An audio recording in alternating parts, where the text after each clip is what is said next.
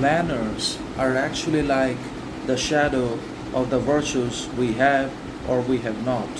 Manners come from the virtues we practice, we develop, and that we integrate into our behavior, action, habit in one or another. And that means, obviously, manners are not bigger than virtues, but virtues are the root causes and sources of all the goods and behavioral aspects and manners that we have, that we get, that we practice in reality. And that means manners are definitely smaller than virtues, and virtues are far bigger than manners could be.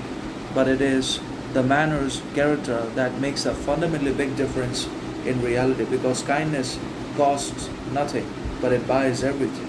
The same can be said of manners and habits as well. They might sound small, little, or non existent in reality, but with their consistency, with their constant application in reality, with their complete goodness, we can extract a whole lot of good into our lives. We can even become successful.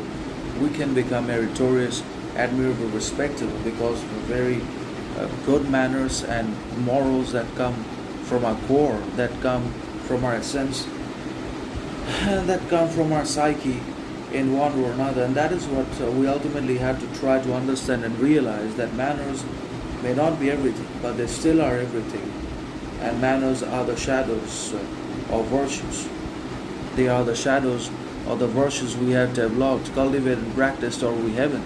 That's why it's very important that we prioritize virtues in life, because the more virtues, the more powerful, authentic virtues we can have, the more obviously powerful, rich, influential our manners will also be in one or another. And that is what we have to try to understand, realize that manners are incomplete without virtues, and virtues are meaningless without manners. If virtues are not followed and practiced by very powerful manners in reality towards each other, then the virtues themselves lose their meaning, purpose, or value.